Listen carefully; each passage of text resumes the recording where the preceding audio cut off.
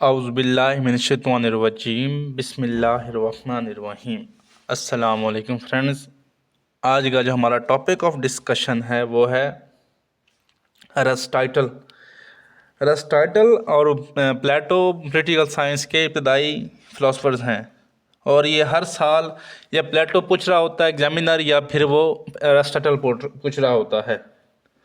तो इसी को मद्देनज़र रखते हुए हमने पहले वीडियो में हमने प्लेटो को डिस्कस किया। अब ये दूसरी वीडियो है हमारी पॉलिटिकल साइंस के लेक्चर्स की, उसमें हम अरिस्टाटल को डिस्कस कर रहे हैं।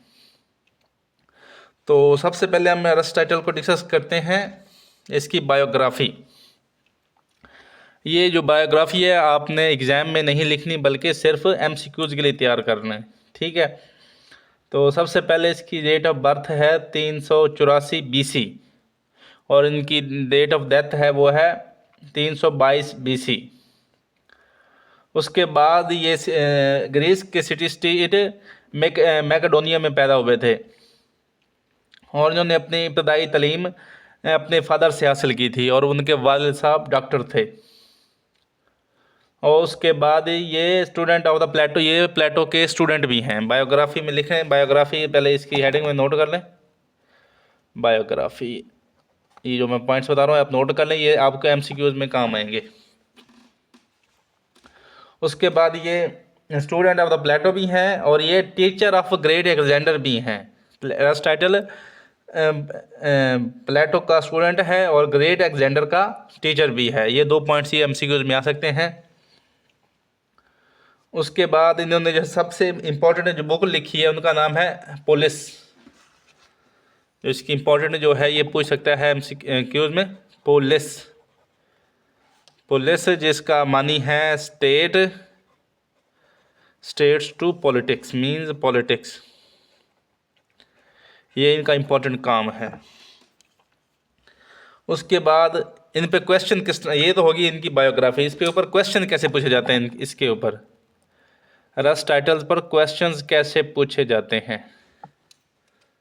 सबसे पहले वो कहता है कि कंसेप्ट ऑफ द, पहले वो पूछता है पूछ सकता है, वो कहता है concept of the state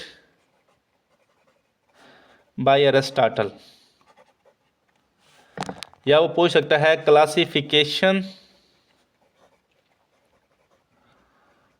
of state by अरिस्टाटल,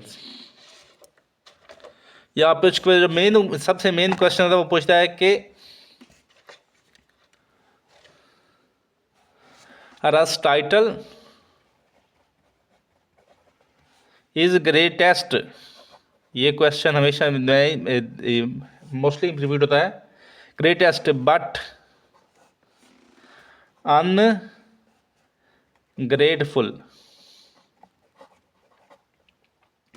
student of Plato. उसके बाद ये आप एक इम्पॉर्टेंट फैक्ट नोट कर लें, जो पॉलिटिकल साइंस जो आजकल हम पढ़ते हैं उसका जो फाउंडर है, ये फादर है वो अरिस्टाटल है, प्लेटो नहीं है। बल्कि प्लेटो जो है वो पॉलिटिक्स को इमेजिनरी देता था, लेकिन जो अरिस्टाटल है इसने पॉलिटिक्स को पॉलिटिकल साइंस का नाम दिया, क्योंकि इसने साइंस को इस्तेमाल किया है।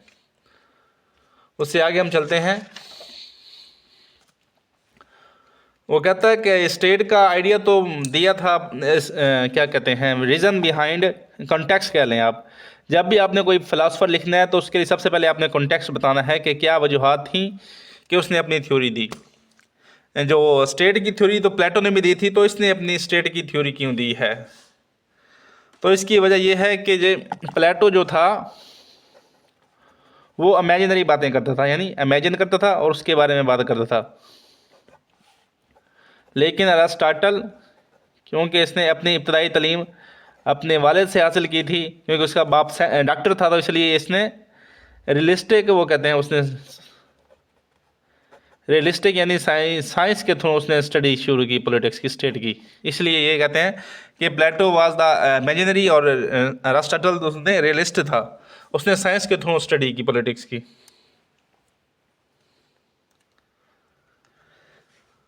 उसके बाद इसकी दोनों की वो क्या कहते हैं फिलॉसफी भी चेंज थी।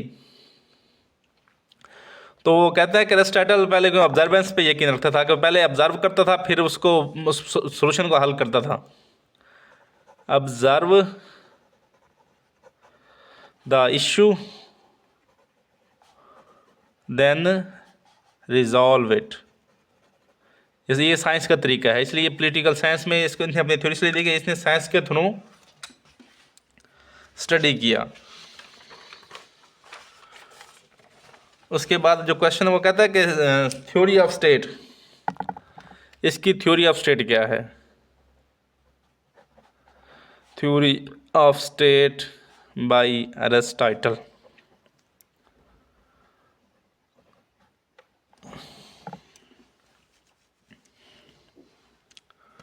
तो इसकी थ्योरी आपने इसने अपनी स्टेट को एक्सप्लेन करने से पहले इसने सबसे पहले कहा कि ह्यूमन नेचर, क्योंकि साइंस दादा इसने ह्यूमन नेचर को डिस्कस किया है पहले कि ह्यूमन नेचर क्या है, कि ये है एक ह्यूमन बीइंग एक सोशल एनिमल है। जो ह्यूमन है वो सोशल एनिमल है, यानी ये अकेला नहीं रह सकता। जब ये इकट्ठे रहते हैं तो ये सोसाइटी बनाते हैं, सोसाइटी से फिर ये स्टेट बनाते हैं। इस तरह उसने एक्सप्लेन किया है।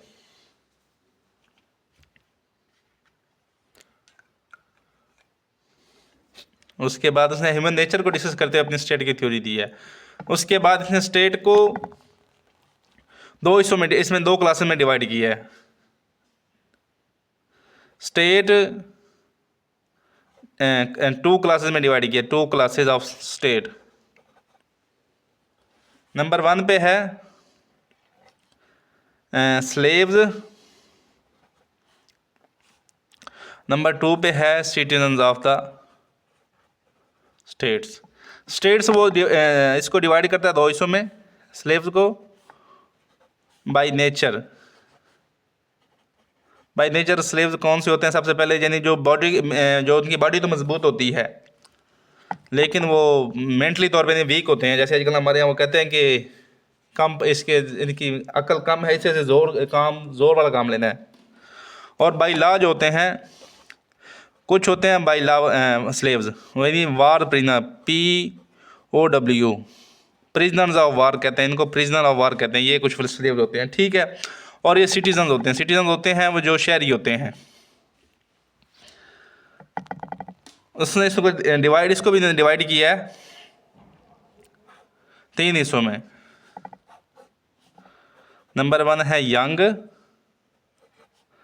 उसके बाद है मिडल एज, मिडल एज कह लें या यानी लेस यंग करें, और उसके बाद है ओल्ड, ठीक है। इसने सिटीजन को 3 हिस्सों में डिवाइड किया है। उसके बाद इसने अपनी जो टास्क ऑफ स्टेट है यानी duties of task of states को भी 6 हिस्सों में डिवाइड किया है, ठीक है। सबसे पहला है एग्रीकल्चर, नंबर 2 है क्राफ्ट, नंबर 3 है art of the state, craft of the state. उसके बाद नंबर 4 पे आता है डिफेंस, डिफेंड या डिफेंडिंग। उसके बाद है नंबर 5 पे है governance.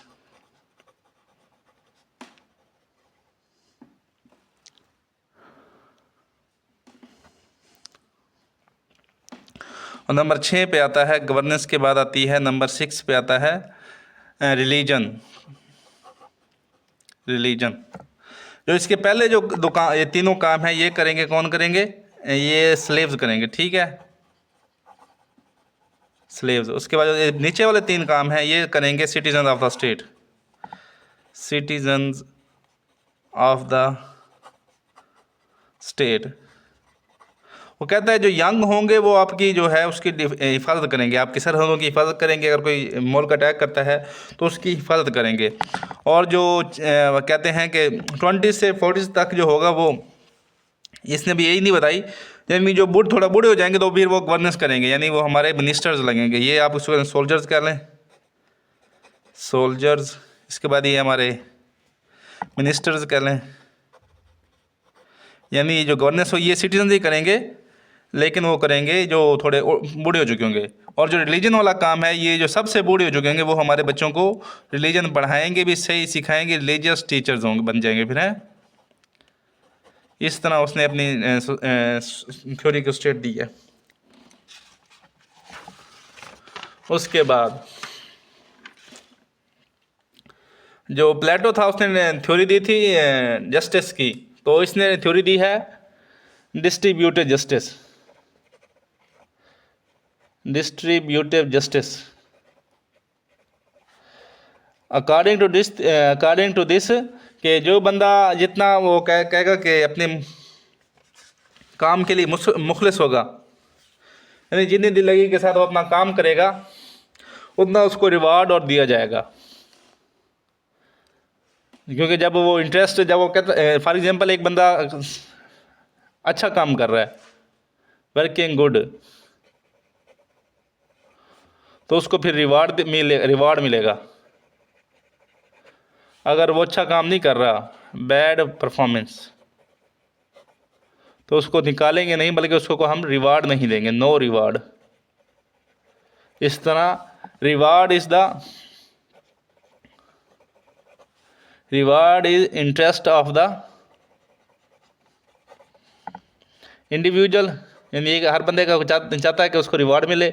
So interest of the individual, and सब मिलकर जब इंडिविजुअल का इंटरेस्ट बनेगा, individual interest is equal to state interest. इस तरह स्टेट इंटरेस्ट, इस तरह स्टेट ग्रो करेगी। ठीक हो गया, इसने ये थ्योरी दी थी।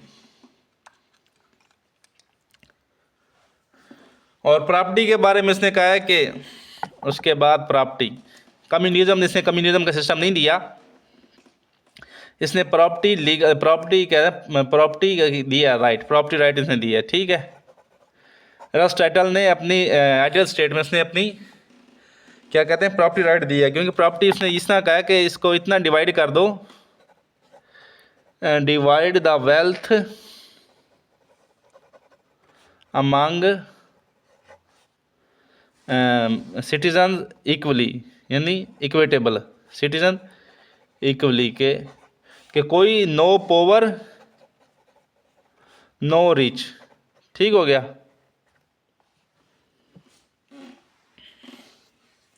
उसने कहा कि इस तरह इतनी दौलत को तकसीम कर दो कि कोई गरीब भी ना रहे, कोई अमीर भी ना रहे। ये इसकी थी आइडियल स्टेट, उसका कंसेप्ट था आइडियल स्टेट का। ये कुछ पॉइंट थे जो हमने एक्सप्लेन कर दिए। उसके बाद वो पूछता है कि classification of the Aristotle, classification of state bye Aristotle. तो बेसिकली इसने एरिस्टोटल ने स्टेट को दो पैरामीटर्स में डिवाइड किया था।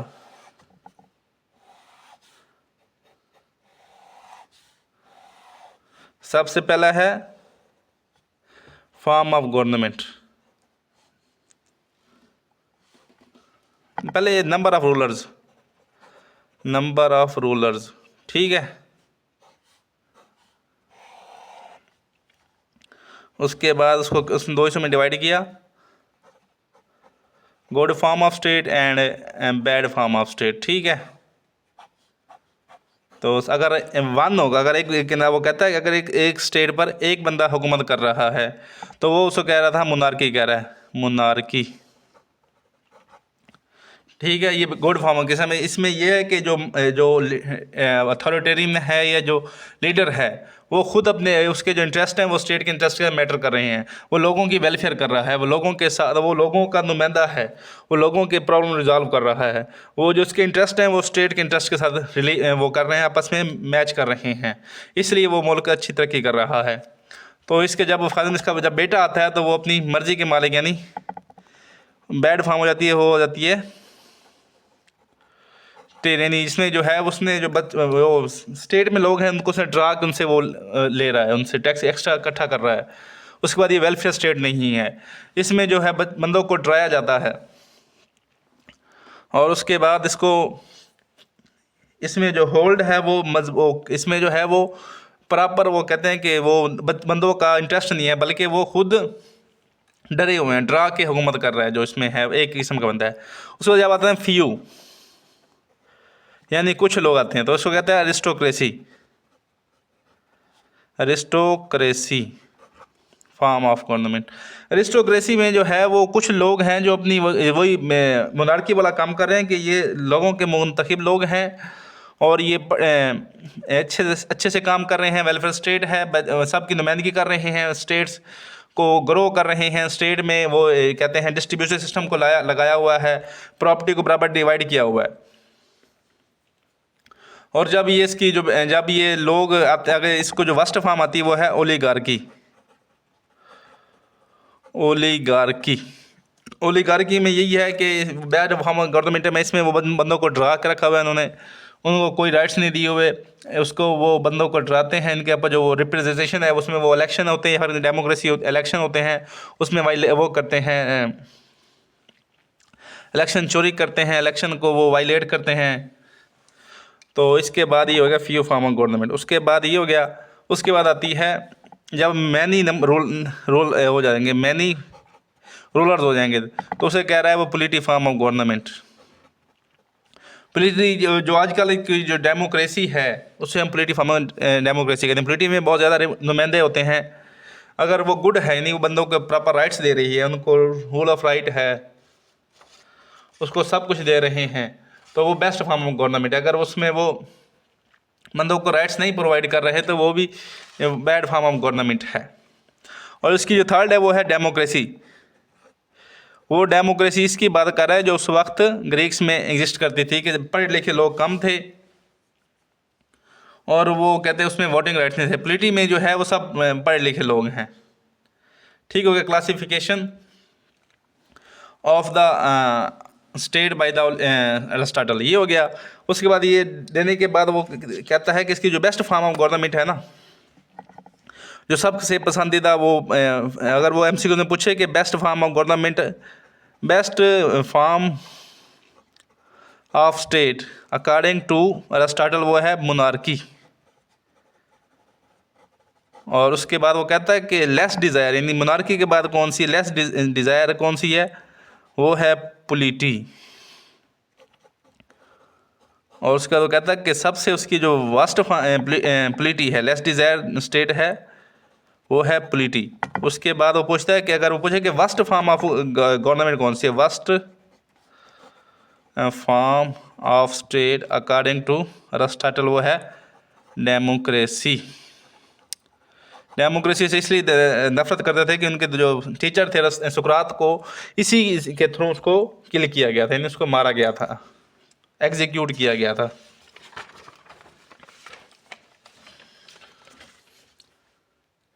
उसके बाद एरिस्टोटल का एक साइकिल है, cycle of states, cycle of states, cycle of state bye Aristotle.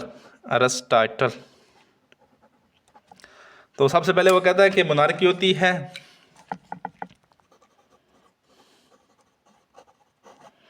Monarchy के बाद जो होते हैं वो कहता है कि जब वो आ जाती है ट्रेनी में जब बहुत ज़्यादा करप्शन बढ़ जाती है तो फिर वो मूव होती है, उसमें क्या कहते हैं, अरिस्टोक्रेसी में।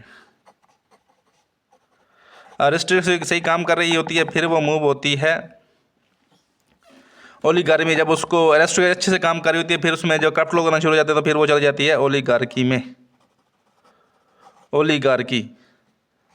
ओलिगार्की जब चल रही होती है, जब ये करप्ट होना शुरू हो जाती है तो फिर वो रेवोल्यूशन आता है, रेवोल्यूशन के बाद बन जाती है पॉलिटी के बाद वो चले जाते हैं डेमोक्रेसी, यानी जब वो उसमें भी वास्ट करप्ट लोग आ जाते हैं तो फिर वो डेमोक्रेसी बन जाती है। डेमोक्रेसी जब हो जाती है तो फिर मोनार्की आ जाती है। ये आप समझ लें कि पहला स्टेप, दूसरा, तीसरा, चौथा, पांचवा, छठा। ठीक है, सबसे पहले जो कहता है सबसे बेस्ट फॉर्म है वो है मोनार्की। मोनार्की में जब वो करप्ट लोग आना शुरू हो जाते हैं तो वो बन जाती है टिरैनी। जब वो करप्ट लोग आना शुरू हो जाते हैं तो फिर वो आता है रेवोल्यूशन। रेवोल्यूशन जो है वो फॉर्म ऑफ स्टेट को चेंज करने के लिए बहुत ज़रूरी होता है।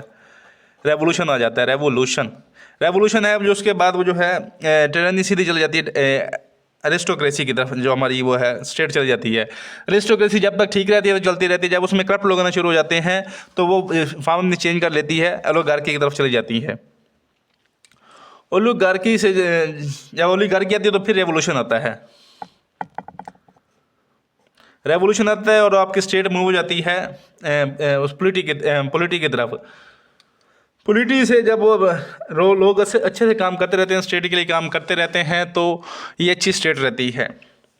लेकिन जब इसमें करप्ट लोग आना शुरू हो जाते हैं, फोर्सफुली लोग आना शुरू हो जाते हैं, नेपोटिज्म आ जाता है, तो वो फिर मूव हो जाता है डेमोक्रेसी की तरफ। डेमोक्रेसी से जब तक डेमोक्रेसी आती है तो फिर जब तक लोग बर्दाश्त करते हैं, लेकिन जब वो बर्दाश्त उनकी ख़त्म हो जाती है तो वो मूव हो जाती है मोनार्की की तरफ, और ये साइकिल चलता रहता है। तो पाकिस्तान में भी ये होता है कि कभी डेमोक्रेसी आ जाती है, कभी मोनार्की आ जाती है। इसकी वजह ये है कि जब तक लोग बर्दाश्त करते हैं मोनार्की को, तो उसके बाद रेवोल्यूशन आता है, लोग कहते हैं हमें डेमोक्रेसी चाहिए। जब वो डेमोक्रेसी तंग आ जाते हैं तो फिर मार्शल लग जाते हैं। तो ये सिस्टम वो कहता है कि चलता रहता है। ठीक हो गया, ये cycle of the state Aristotle भी हो गया। उसके बाद तो वो कहता है कि अपनी वो पॉलिटी को कैसे मजबूत करना चाहता है। तो वो कहता है कि जब एरिस्टोटल की जो पसंदीदा जो है फॉर्म ऑफ गवर्नमेंट है वो है पॉलिटी। तो पॉलिटी को अगर वो है डिज़ायर है तो फिर वो कैसे इसको वो कहता है इसको क्या कर सकता है, इसको इंस्टॉल कर सकता है, हैं? इसको कैसे प्रैक्टिकल बना सकता है। मोनार्की है वो लेस प्रैक्टिकलेबल है, लेकिन जो पॉलिटी है ये मोस्ट प्रैक्टिकलेबल है। वो कहता है कि there are two forces, quality people, जिसे हम कहते हैं एलीट क्लास। एक होती है क्वांटिटी पीपल होते हैं क्वांटिटी पीपल जो आजकल जो पब्लिक है, ठीक है। वो कहता है हर जगह ये दो फोर्सेस हर जगह मौजूद होती हैं। एलीट जो होते हैं वो आइडियाज़ देते हैं और इन पर इम्प्लीमेंट किया जाता है। उसके बाद जो ये एलीट क्लास हैं ये रूल्स को फॉलो भी करते हैं, लेकिन जो ये जो पावर पीपल हैं ये रूल्स को फॉलो नहीं करते। इसलिए अगर ये इसकी तरफ रहे, क्या कहते हैं, अगर क्वालिटी की तरफ चली जाए तो ये स्टेट बन जाती है आपकी ओलिगार्की कह लें या ओलिगार्की। और अगर ये इसको सबको ज़्यादा को लेके आ जाए तो ये बन जाती है फिर डेमोक्रेसी। इसलिए इसको इन दोनों को मसला हल करने के लिए वो थर्ड फॉर्म देता है कि आप ना इसमें जो होती है मिडिल क्लास, उसको उसने सोल्यूशन पेश किया, मिडिल क्लास को प्रपोज किया। क्या मिडिल क्लास जो है हैज़ नो पावर टू अथॉरिटिज्म यानी ये तो एलीट क्लास यानी वो मोनार्की की तरफ मूव नहीं कर सकती क्योंकि इनके पास रिसोर्सेज कम होते हैं, और नो पावर टू डेमोक्रेसी क्योंकि इनकी तादाद कम होती है, इसलिए उसकी तरफ भी नहीं जा सकते।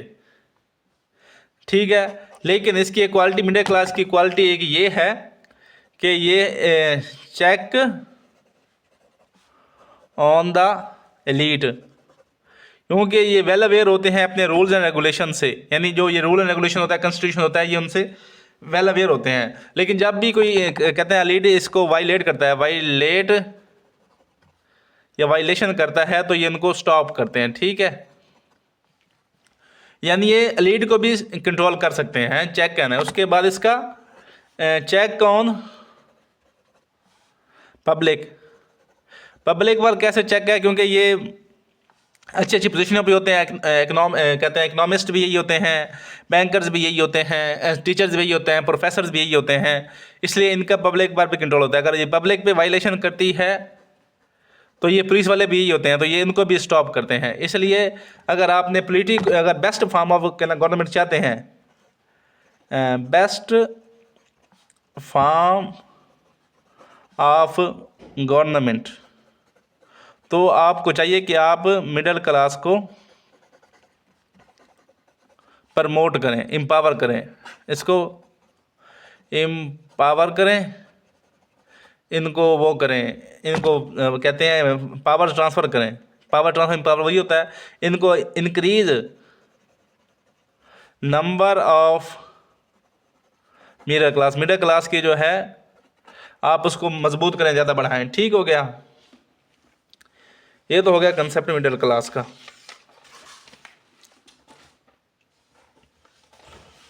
तो ये होगी आपकी बैलेंस डेमोक्रेसी। उसके बाद अभी आप पॉइंट नोट कर लें। अब हम करते हैं अपना कंक्लूजन। इसको कहते हैं कंक्लूजन कह लें या आपके समरी कह लें, कंक्लूजन ऑफ द अरिस्टोटल है, अरिस्टोटल। तो नोट कर लें कि ये सबसे पहला जो पॉइंट है वो है father of the political science. ये क्या है? अरिस्टोटल जो है ये फादर ऑफ पॉलिटिकल साइंस है, यानी ये father of the political science है। इसने इंट्रोड्यूस कराया कि पॉलिटिकल साइंस को साइंस के थ्रू कैसे पढ़ा जा सकता है। उसके बाद इसने डिस्ट्रीब्यूटेड जस्टिस सिस्टम दिया, डिस्ट्रीब्यूटेड जस्टिस सिस्टम दिया, डिस्ट्रीब्यूटेड जस्टिस सिस्टम इसने दिया है। उसके बाद इसने क्लासिफिकेशन ऑफ स्टेट दिए हैं। उसके बाद इसने ह्यूमन नेचर को यूज़ करते हुए स्टेट ऑफ नेचर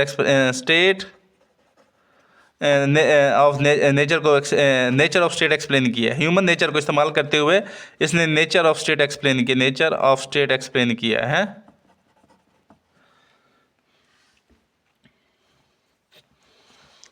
और इसके बाद इसने स्लेवरी को प्रमोट किया है, स्लेवरी को प्रमोट किया है। ये हो गया आपका अरिस्टोटल। अगर आपको किसी पॉइंट की समझ ना आई हो तो आप कमेंट सेक्शन में हमें बता सकते हैं कि आपको कौन से पॉइंट की समझ नहीं आई। और अगर आपको वीडियो अच्छी लगी है तो इसको अपने दोस्तों के साथ शेयर करें। और जो CSS या PMS की पॉलिटिकल साइंस की तैयारी कर रहे हैं, क्योंकि पॉलिटिकल साइंस CSS में भी 200 नंबर का सब्जेक्ट है और PMS में भी, और अरिस्टोटल पैटर्न दोनों के उसमें है, सिलेबस में है। तो वीडियो देखने के लिए शुक्रिया, वस्सलाम।